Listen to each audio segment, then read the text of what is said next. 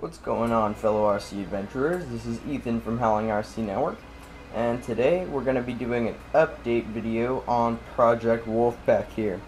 So over the past week or so, I've been getting in some customization parts as well as sway bars and some custom trailing arms. So I'm going to go over some of that today. So in the last video you saw of this thing in my makeup studio here, you saw that the shock on this side started leaking. Well, it leaked all of its oil out, and eventually this one did the exact same thing. I traced the problem down to a blown out seal at the bottom end of the shock body. So unfortunately, until I get a new seal, or even if I get a new seal, I have to run these things without oil, which in turn makes this thing super bouncy up front. So it's not a bad thing right now because I'm not taking it over to the track. This is definitely not a track spec vehicle at all. So for now I'm going to run it without some oil and see how it drives. As for the rears, these are, like I said in some previous videos, 138mm piggyback shocks from Integi or Integi, however you want to say that. And they are filled up with 20 weight shock oil and running the front springs off of an SCTE. I mounted the Castle Mava Max Pro SCT edition inboard more to prevent it from getting tiny little rocks stuck in the fan like it was doing when I went through gravel and sand and things of that matter. Moving on to the rear again. Check these out. These are Proline Slingshot tires mounted up on their split 6 beadlock wheels. I sprayed these silver about 2 years ago, and you can see the red is starting to show through again, but I'm gonna have to respray those soon. Tip: if you want to repaint these, sand them down to bare metal first, or else you'll get the red showing through. Moving to the back, you can see there's my other set of Proline trenchers for the rear tires. I switched back to the Proline trenchers because those Hankook MTs went back on my Exoterra. One thing you can also notice right away is I added some axial wraith front sway bars. Those are directly from the front of a Wraith, and I had to make my own tie rods connecting them to the axle. Here, I'll show you a photo there. So you can see I extended those down to the axle because this is a long travel kit. So there's the axial wraith axle that I'm using. No spaces or anything. This thing is pretty much the perfect short course length. I do have some pretty long hexes on the end though, just to make this a little more wider in the back.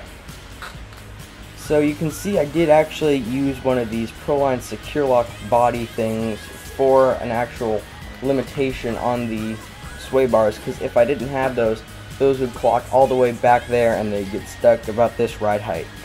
So unfortunately I had to sacrifice one of my little body mounting things, but I can always get more. So you guys saw in some of my update videos on this truck that I'm running the 5400 mAh 25C3S LiPo pack, and that is mounted literally reusable zip ties to the front body, the body mount system thing.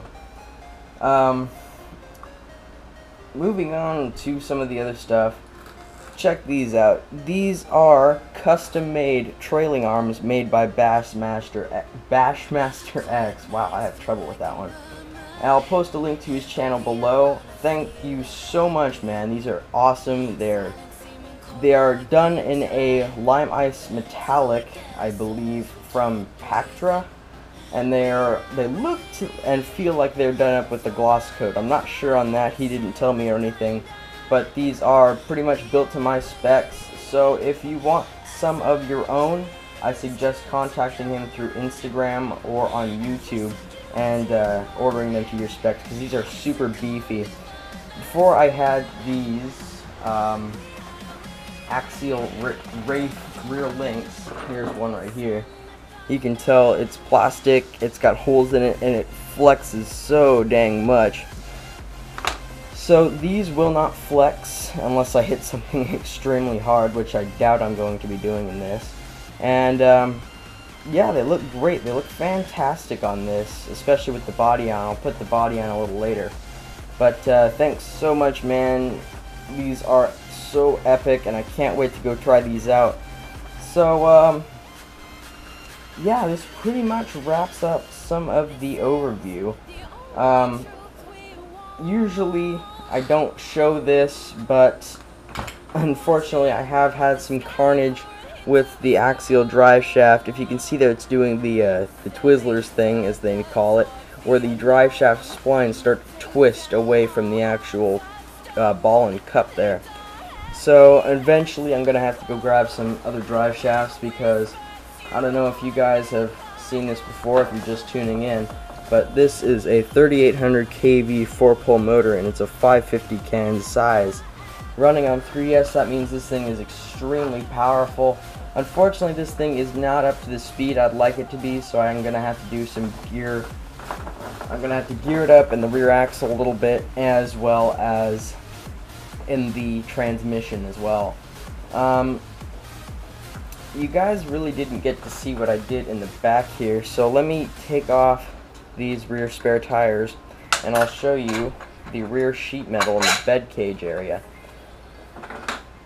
So what I did here, I'm going to take you with me, is that is basically super thin aluminum, and it's been bent up literally in the shape of this rear twin vertical plate chassis area. And I added this axial racing radiator up front here off of an Exoterra, and I stickered it up and put some other stuff on it as well, like those tail lights. And if you can see here, this is the I had to make a custom bar for the sway bars, because the one for the Wraith was too short to cover this amount of bed cage area. So there's a good look over at the axial Wraith sway bars and my bed cage area. So this pretty much wraps up this video. Let me throw the body on really quick so you guys can see this thing with the body on, because I know it's going to be pretty exciting.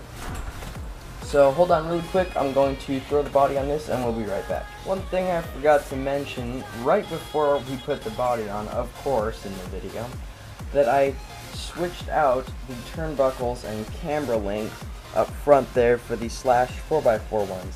These are a bit beefier, and they actually extend longer than the stock Rustler ones, so they'll give me extra support. And if I want to change the camber, the roll centers, or the toe-in angle of the front end here. So with that said, let's throw the body on this thing and let's see how it looks. Alright guys, we're back, and here's the body on the truck. From the very beginning, this thing has always looked really mean. I love the fact that the headlights up front, they curve in kind of like a Mitsubishi Lancer Evo, and the front bumper suits this body extremely nicely. Kind of like I've described in some of my other videos, it's got the whole grumpy cat face going on up front. If you don't know what grumpy cat is, please just Google it. I love these ProTrack arms from Proline up here for the Rustler or the Slash two-wheel drive. They are so beefy and cool looking, and they just give a nice aesthetic appearance towards the whole entire truck. These Proline trenchers mocked up with these KMC Enduros. Haha, I remember the name this time. These look fantastic, especially with these axial hubcaps that come on the SCX-10JK. Turning to the side here, you can see this thing has an amazing amount of travel now with these custom arms from Bassmaster X. Holy crap, I did it twice. Unfortunately, I can't show you any articulation or flex in this because of these sway bars right now. But trust me, there will be some pictures without the sway bars on it. So, look at the amount of travel on that. That is insane. It looks even better on camera, I bet. But these tires are a bit, they stick out a little more than I'd like to. These are these Slash offsets, so they're actually outboard of the body a little bit. Unfortunately, I don't have any more zero offset rims like these KMC Enduros on these trenchers. but it'll do for now. I mean, I rarely use these sand pedal tires anyways. So moving on to the rear, you can see the rear axle. Gosh, this thing has so much travel. Moving around, same exact thing on the other side. Holy crap. Eventually I'd like to add a little more travel up front, but unfortunately with those 103mm shocks I'm not going to get it. Also, the rest of the front end actually limits the amount of travel on these arms because of the, not only just because of the bumper, but because of the actual front block as well. It just doesn't allow the arm to actually travel down as much. So yeah, this is it for now, guys. I'm going to go out tomorrow and do some bashing with my friend Charles, hopefully get some running videos, and eventually upload them to YouTube for you guys. So thanks for tuning in on this extremely long build. Like my JK8 build, this probably will never be done. So yep, this wraps it up for now, guys. Take care.